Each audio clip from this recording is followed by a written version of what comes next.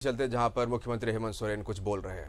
मुआवजा लोगों को मिले, पहले उनको सही तरीके से विस्थापित किया जाए, तत्पश्चात वहां कोल इंडिया अपना कार्य प्रारंभ करे, चाहे वो सीसीएल हो, चाहे बीसीसीएल हो, चाहे ईसीएल हो, चाहे एनसीएल हो।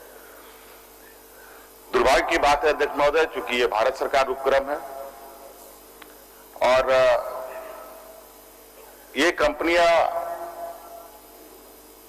जब स्थापित नहीं होती है तब तक तो आपके पैर हाथ जोड़ती हैं, लेकिन जब वो काबिज हो जाने के बाद वो इस तरीके से अपने आप को सामने रखती है कि आप अंदाजा नहीं कर सकते हैं कि ग्रामीण तो छोड़िए, सरकार भी सालों से नाक रगड़ रगड़ के कितनी नाक घिस गई होगी कि उनको अपना तक मुआवजा नहीं मिल रहा। तो रैयतों का बात ही अलग है अध्यक्ष महोदय, और हम इस विषय पर लगातार केंद्र सरकार के साथ बहस में है, चर्चा में है कि समस्या का पूर्ण हल होना चाहिए। सिर्फ धनबाद की बात नहीं है, पूरे रामगढ़ जिले की बात है, पूरे हजारीबाग जिले की बात है, चतरा जिले की बात है, लोहरदगा जिले की बात है। पूरे राज्य में स्थिति कमोबेश जो कोल कंपनियां भारत सरकार उपक्रम है अध्यक्ष महोदय, वो सबसे अधिक राज्य को आज परेशान कर रखी है अध्यक्ष महोदय। जहां सरकार भी परेशान है, रैयत भी परेशान है, लेकिन केंद्र सरकार रुकने के लिए नाम नहीं ले रही। मेरा आग्रह होगा कि आप यूनियन के सदस्य भी हैं, आप केंद्र सरकार को भी उस मंच के माध्यम से अवगत कराएं कि राज्य की स्थिति कितनी भयावह है, और ऐसा ना हो कि कल राज्य सरकार और यहाँ के जनमानस, यहाँ के लोग अगर इस उद्देश्य से खड़े होने लगे कि जब यही हमारी नुकसान का कारण है, तो आगे हो सकता है कि ये इसका प्रभाव पूरे देश में पड़े।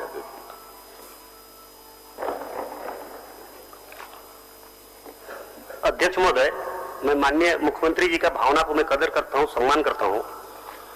बस एक ही मेरा कहना अध्यक्ष महोदय, माननीय मुख्यमंत्री जी से लगभग 8 से 9 वर्ष पहले हमसे भी मुलाकात हुआ अध्यक्ष महोदय।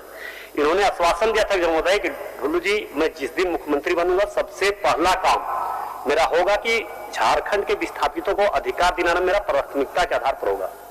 और इनके मन में भी है अध्यक्ष महोदय, इनके विचार से इनके मन में भी हमारा इनके बात के प्रति लगा अध्यक्ष महोदय। मेरा एक आग्रह होगा अध्यक्ष महोदय, जब तक राज्य सरकार का सहयोग नहीं मिले तो बीसीसीएल तो क्या कोल इंडिया तक कोई कंपनी को हिम्मत नहीं हो सकता है कि उसके रैयत और विस्थापितों की जमीन काट सके। अगर राज्य सरकार, अगर माननीय मुख्यमंत्री जी का अगर आदेश है कि हम इसको वापस लें और हम बहुत जल्द करवाएंगे, इनके साथ, इनके भावना के साथ, जिस तरह से इन्होंने आज पूरे सदन में आश्वस्त किया अध्यक्ष महोदय, इनके भावना, इनके साथ मैं खड़ा रहूंगा और किसी से भी किसी तरह का बात हो करना पड़े तो हम इनके साथ खड़ा रहेंगे अध्यक्ष महोदय। और ये अपने भावना को मतलब राज्य सरकार के जनमानस के सामने रखे हैं और कोल इंडिया को ये दबाव दे काम करके कि अगर बिना विस्थापितों को मुआवजा नियोजन दिए हम किसी भी कीमत पर आपको किसी तरह का अपना सहयोग खास करके नहीं करेंगे। ये मेरा कहना अध्यक्ष महोदय। बादल जी, अगर सत्ता पक्ष और विपक्ष दोनों इस बात के लिए सहमत है कि अगर ऐसे हो तो ऐसी सरकार निर्णय ले सकती है कि अगर केंद्र सरकार यहाँ के रैयतों की बात नहीं मानती है तो उनका काम बंद कर दिया जाए, तो यह सरकार निर्णय लेने के लिए तैयार है। चलिए ढुल्लू जी वापस लीजिए, बहुत बड़ा घोषणा हो अध्यक्ष महोदय, स्थापित ही काफी है, हम अपना रैयत जमीन को रोक सकते हैं अध्यक्ष महोदय। कि इस बात के लिए ये ना हो आने वाला समय में अध्यक्ष महोदय कि यहाँ के कोयला उत्पादन से फलना जगह का एनटीपीसी, फलना जगह का डीवीसी, फलना जगह का यूनिट बंद हो गया। अध्यक्ष महोदय, झारखंड प्रदेश अपने कुर्बानियों पर बना और आज के दिन में भी अध्यक्ष महोदय अलग राज्य होने के बावजूद देश को उजाला करने के लिए, देश की अर्थव्यवस्था को गति देने के लिए कुर्बानियां आज दे रहा है अध्यक्ष महोदय। और आज मैं इसलिए इस पीड़ा को व्यक्त कर रहा हूं कि आज सरकार ये निर्णय ले सकती है, लेकिन हम ऐसे कोई निर्णय देश को नुकसान पहुंचाने के उद्देश्य से नहीं ले सकते अध्यक्ष महोदय। सभी राज्यों से मिलकर पूरा देश बना। देश पूरे दुनिया में अपने आप को अलग पहचान बनाता है राज्यों की ताकत के बदौलत। तो राज्यों के प्रति भी केंद्र सरकार की संवेदनाएं होनी चाहिए, मेरा यह मानना है। मुझे 1.5 लाख करोड़ रुपए भारत सरकार दे, अविलंब सभी कौन सा रैयत आज के दिन में दुखी होगा, मैं खोजने से नहीं मिलेगा अध्यक्ष, मैं आश्वस्त करता हूं। वापस लीजिए ढुल्लू जी। अध्यक्ष महोदय, मैं तो वापस लेंगे अध्यक्ष महोदय। मेरा कहने का मतलब अध्यक्ष महोदय, माननीय मुख्यमंत्री जी का कहना है कि केंद्र सरकार का आदेश मिले कि हम बंद कर दें, तब हम बंद कर देंगे। ये तो कहीं से उचित नहीं अध्यक्ष महोदय। हमारा कहने का मतलब है कानून से बढ़कर ना राज्य सरकार है ना केंद्र सरकार है, संविधान से बढ़कर कोई नहीं है। और कानून से ऊपर अगर कोई भी काम करता है तो उसका निर्णय राज्य सरकार ले सकती है। और कानून से ऊपर जाकर कोल कंपनी काम करती है। मेरे आपके माध्यम से आग्रह होगा अध्यक्ष महोदय माननीय मुख्यमंत्री जी से, कानून से हटके कोई भी कंपनी काम करे तो माननीय मुख्यमंत्री जी को उस पर कड़ी से कड़ी कार्रवाई करनी चाहिए माननीय अध्यक्ष जी।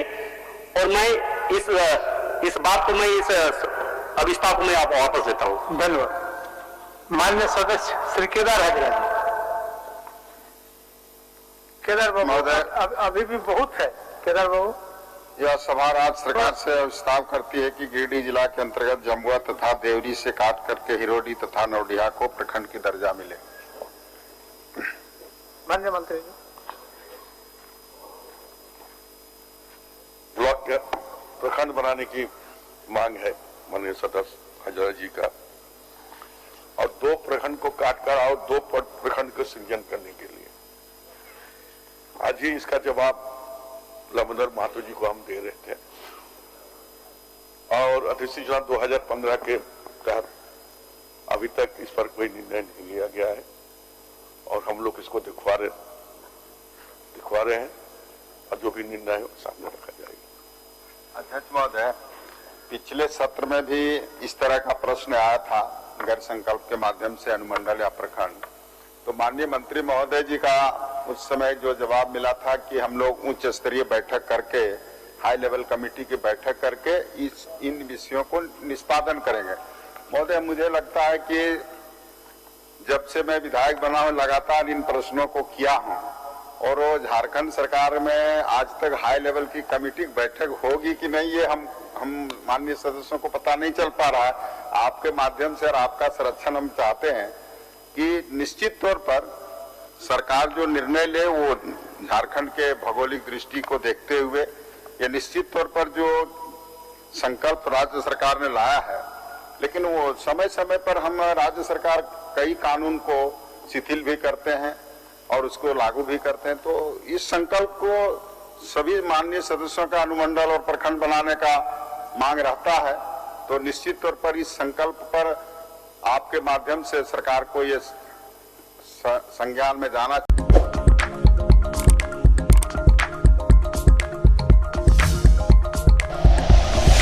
Like and share videos, subscribe करें हमारा चैनल और प्रेस करें बेल आइकॉन। न्यूज़ 11 भारत, सच है तो दिखेगा।